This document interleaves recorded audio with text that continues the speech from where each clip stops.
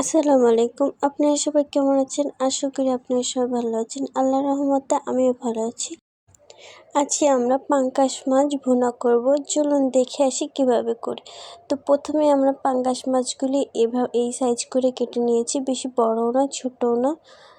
তো এই সাইজ করে সবগুলি কেটে নিয়েছি। এরপরে আমরা এখানে ডিম পেয়েছিলাম, তো ডিমটাও নিয়ে নিয়েছি।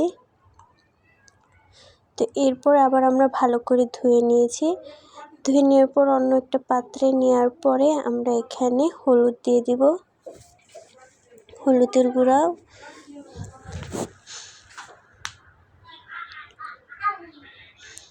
মরিচের গুঁড়া দিব এবং লবণ দিয়ে দিব।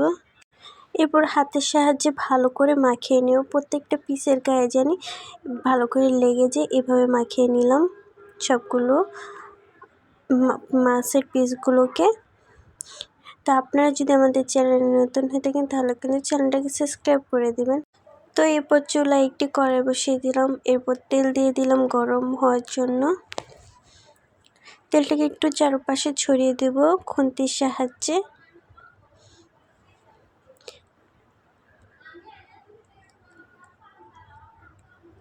তো এইভাবে চারপাশ দিয়ে দিলাম তেলগুলোকে। এরপর মাছের পিসগুলো দিয়ে দেব, যেগুলি আমরা হলুদ মরিচ এবং লবণ দিয়ে মাখিয়েছিলাম। এভাবে ভেজে নিলে হয় কি খেতে ভালো লাগে, টেস্টটাও মজা আসে, সেই জন্য মাছগুলোকে ভেজে নিব।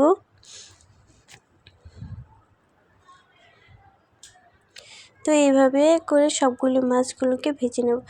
আপনাদের মধ্যে যারা পাঙ্গাস মাছ খেতে চায় না, অনেকেই বলে যে পাঙ্গাস মাছ খায় না, খেতে চায় না, ভালো লাগে না, তাদেরকে এইভাবে একবার রান্না করে খেয়ে দেখাবেন, তারা কিন্তু একসাথে 2 প্লেট ভাত খেয়ে উঠবে। তো তাদেরকে এইভাবে রান্না করে একবার দিয়ে দেখবেন, তো বুঝবেই না যে এটা পাঙ্গাস মাছ না কী মাছ, অনেক টেস্টি হয়। তো এইভাবে একবার রান্না করে বানিয়ে দেখবেন। তো আমার আম্মু তো এভাবে বানায়, খুব মজা লাগে, তো আপনারা একবার ট্রাই করে দেখতে পারেন। তো এরপর মাছগুলোকে ভালো করে ভেজে উঠিয়ে নিলাম। তো এরপর এখানে আমরা পেঁয়াজ কুচি দিয়ে দেব,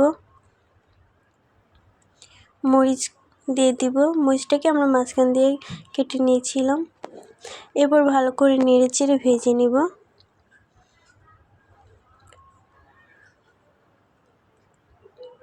তো আপনারা যদি আমাদের চ্যানেলে নতুন হয়ে থাকেন তাহলে কিন্তু অবশ্যই চ্যানেলটাকে সাবস্ক্রাইব করে দেবেন। আর যদি ফেসবুক পেজ থেকে দেখে থাকেন তাহলে ফেসবুক পেজটাকেও ফলো করে দেবেন এবং লাইক কমেন্ট শেয়ার করতে কিন্তু ভুলবেন না।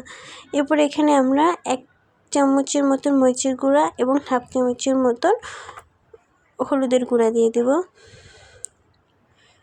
তো আপনারা যেমন ঝাল খান তেমনই দেবেন, যেহেতু এটা আমার ছোটো ভাইও খাবে সেজন্য আমরা কম ঝাল দিয়ে দিয়েছি। তো এরপর এখানে আমরা জিরা বাটা দিয়ে, জিরা ধনিয়া যে বাটাগুলো থাকে সেই বাটা দিয়ে দেব। এরপর পরিমাণ মতন বা স্বাদ মতন লবণ দিয়ে দেব, বেশি দিবেন না, কারণ এখানে মাছের ভিতরে কিন্তু লবণ দিয়েছিলাম, সেজন্য একটু কমই দিবেন, বেশি দিবেন না। আর আপনারা যেমন লবণ খেতে চান তেমনই দিবেন। তো এরপর পানি দিয়ে ভালো করে কষিয়ে নিব।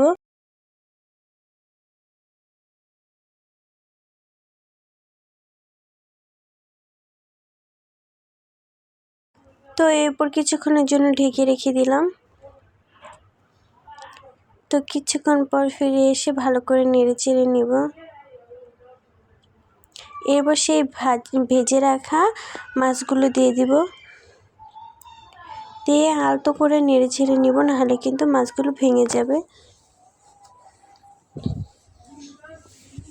তো এরপর আমরা টেস্টটাকে বাড়ানোর জন্য এখানে আমরা একটি টমেটো কেটে দিয়ে দিয়েছি, যেন ভালো টেস্ট আসে বা ভালো মজা লাগে, সেই জন্য আমরা এখানে টমেটো দিয়ে দিয়েছি।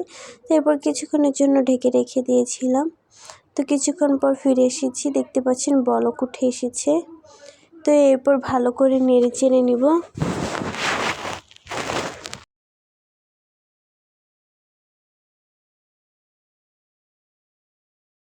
তো এরপর এখানে আমরা ধনিয়ার গুঁড়াটা দিয়ে দিব। এরপর এখানে আমরা ধনিয়া পাতা দিয়ে দিব। ধনিয়া পাতা কিন্তু খাবারের ঘ্রাণটা এবং স্বাদটাকে বাড়িয়ে দেয়, সেজন্য এখানে ধনিয়া পাতা দিয়ে দিয়েছি। তো এরপর কিছুক্ষণের জন্য ঢেকে রেখে দিলাম। তো কিছুক্ষণ পর ফিরে আসলাম। তো দেখতে পাচ্ছেন আমাদের তরকারিটা কিন্তু একদম রান্না হয়ে গেছে, কত সুন্দর দেখাচ্ছে। আপনারা যদি আমাদের চ্যানেলে নতুন হয়ে থাকেন তাহলে কিন্তু চ্যানেলটাকে সাবস্ক্রাইব করে দেবেন, আর যদি ফেসবুক পেজ থেকে দেখে থাকেন তাহলে কিন্তু পেজটাকে ফলো করে দেবেন। তো এরপর পরিবেশন করে আপনাদেরকে দেখাচ্ছি।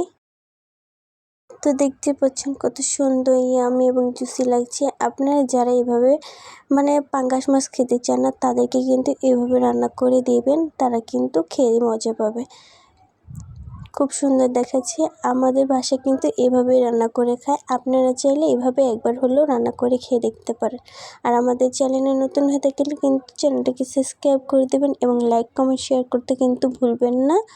আর আমাদের পাশেই থাকবেন, আর আমাদের ভিডিওগুলো কেমন লাগে তা কিন্তু বলে যাবেন। তো সবাই ভালো থাকবেন। আল্লাহ হাফিজ।